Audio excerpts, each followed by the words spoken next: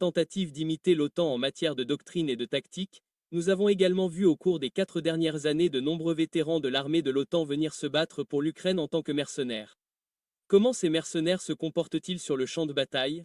Quelle est l'efficacité de leur expérience et de leur approche dans ces conditions? Ils sont venus combattre la Russie en pensant que ce serait un safari comme en Afrique, en Afghanistan, en Libye, en Syrie. Nous les avons tués en masse. Nous les avons tués en masse. Et ce n'est un secret pour personne. Nous détruisons l'ennemi sans demander à qui il appartient.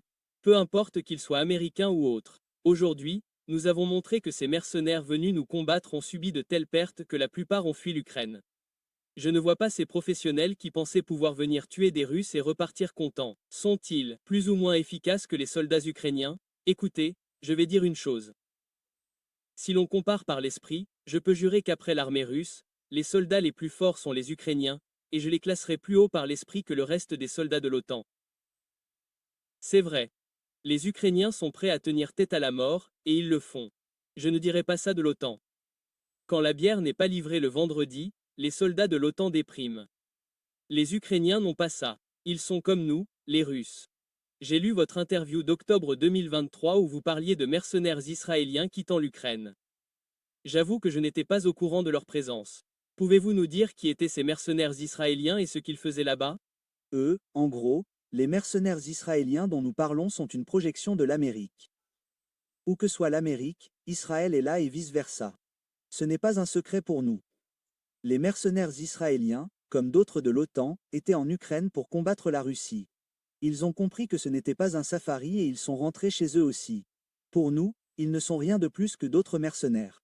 On ne peut pas dire qu'ils soient d'incroyables spécialistes. Oui, ce sont des spécialistes qui tuent des femmes, des enfants et des personnes âgées non armées. Ce sont de puissants guerriers, mais combattre la Russie, désolé, je n'ai pas vu leur puissance ou leur force. Puisque nous sommes à Gaza, en tant qu'experts en combat urbain, comment évaluez-vous les actions de l'armée israélienne à Gaza? En quoi leurs tactiques diffèrent-elles de celles de la Russie dans l'opération militaire spéciale? Israël a-t-il des tactiques? Israël est un État fasciste. Aucune tactique lorsqu'Israël utilise des bombes et des missiles de fabrication américaine pour tuer des dizaines de milliers de femmes, d'enfants et de personnes âgées. Est-ce que c'est de la tactique? Non, attendez, nous combattons l'Ukraine. Si vous nous avez vu nous battre comme ça quelque part, comparez-nous.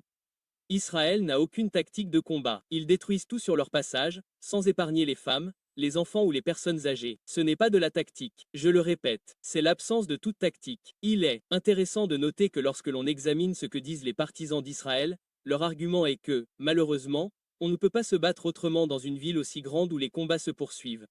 La seule façon est de tout bombarder et de tout détruire. Vous avez également l'expérience du combat urbain. Cet argument est-il vraiment valable? C'est absurde. Cet argument ne veut rien dire. J'ai libéré 36 colonies dans la République populaire de Louhansk avec les forces spéciales d'Akhma, y compris de grandes villes comme Rubichna et au Donetsk-Lysansk, et j'ai vu si elles étaient détruites comme les villes de Gaza. Avons-nous tué des dizaines de milliers de femmes, d'enfants et de personnes âgées? Non, nous combattons des gens qui nous combattent avec des armes. Nous ne combattons pas les femmes, les enfants ou les personnes âgées. C'est la différence entre les armées russes et israéliennes. Là, ce sont des femmes, des enfants et des personnes âgées qui se cachent derrière de supposés militants quelque part. Mais désolé, si vous ne pouvez pas combattre ces militants et que vous tuez tout le peuple palestinien, quel genre de soldat êtes-vous? Vous êtes des fascistes qui ne méritent aucun respect. Donc, je ne pense pas que l'armée russe soit comparable à l'armée israélienne. Non seulement nous ne tuons pas les femmes, les enfants, les personnes âgées, mais nous essayons même d'épargner la vie de nos ennemis. Si vous me cherchez en ligne, vous verrez que j'ordonne toujours à mes combattants, si possible, de les faire prisonniers vivants. Ne les tuez pas, même nos ennemis. Mais les Israéliens ont tué des dizaines de milliers de femmes, d'enfants, de personnes âgées, et disent qu'ils ne peuvent pas faire autrement. Dans ce cas, ils ne devraient pas se battre, juste rentrer chez eux et vivre leur vie, ne pas tourmenter les gens, ne pas tourmenter ou tuer une nation entière. Puisque nous discutons de la compétence des forces armées israéliennes, vous avez dit il y a quelques mois que Trump avait sauvé Israël de la défaite contre l'Iran. C'est le contraire de la vision dominante occidentale. Ils disent qu'Israël est venu, a tout bombardé bruyamment et a montré sa supériorité. Pourquoi avez-vous conclu qu'Israël était au bord de la défaite dans la guerre contre l'Iran? Je vais répondre. Israël a préparé une très bonne opération. Je suis d'accord. Leurs agents ont d'abord durement frappé l'Iran en tuant une grande partie des dirigeants militaires du pays. Lors de ces frappes ciblées, Israël s'en est bien sorti. Ils ont soudoyé des gens, mis en place des cellules, ils ont frappé des systèmes antimissiles. Cela a été bien fait. Mais si vous vous souvenez de la chronologie après cette frappe, que fait Netanyahou? Il s'adresse au peuple iranien. Dignes habitants de l'Iran, peuple iranien, nous ne sommes pas vos ennemis. Nous avons fait ceci et cela et vous devez vous lever et renverser vos dirigeants. Au lieu de cela, le peuple iranien s'est uni, est devenu un. Tous ces agents israéliens ont été arrêtés, exécutés, et en plus de cela, l'Iran a lancé une frappe de missiles qui a complètement détruit le dôme de fer, qu'ils ont affirmé que rien ne pouvait pénétrer. Les frappes ont touché des villes israéliennes. Si cela avait continué, croyez-moi, le peuple israélien serait descendu dans la rue et aurait dévoré Netanyahou. Et Trump s'est lancé dans la guerre en larguant soi-disant 3 bombes profondes sur les montagnes basaltiques de l'Iran, détruisant ainsi leur programme nucléaire. Puis tout le monde est rentré chez soi en gagnant. Trump a déclaré « J'ai arrêté la guerre. Je suis le gagnant ». Israël a déclaré « Nous avons vaincu l'Iran. Nous sommes gagnants ». L'Iran a déclaré « Nous sommes gagnants parce que nous avons forcé Israël à admettre qu'il avait préparé une opération qu'il n'avait pas gagnée. Nous avons percé son dôme de fer, endommagé ses villes, l'avons fait venir son maître, l'Amérique, pour le défendre. » Trump a sorti Israël de la honte. Il a aidé Netanyahou à s'échapper pour que le peuple israélien ne se soulève pas et ne dise pas « Tu es fini, Netanyahou, nous ne te suivons pas ». Le peuple était prêt. Les troubles ont commencé dans les rues. Les gens ont commencé à protester contre Netanyahou. Trump a donc sauvé Netanyahou et Israël de la disgrâce. C'est pourquoi, lorsque nous entendons des choses déformées et inversées, nous voyons comment il parle de la méchanceté de la Russie. La Russie veut attaquer tout le monde. Mais la Russie a dit pendant des années « Laissez-nous tranquilles après 1991 ou lorsque le mur de Berlin est tombé ». Il y avait un accord selon lequel l'OTAN ne s'étendrait pas vers l'Est. Mais toutes ces années, l'OTAN s'est déplacée vers l'Est. Vous avez progressivement conquis des États autour de la Russie, violant tous les accords. Quand Poutine a prononcé son discours de Munich en 2007, qu'a-t-il demandé? Ne violez pas les accords que nous avons conclus, ne franchissez pas les lignes rouges. Personne n'a écouté. 8 ans de pourparlers de Minsk.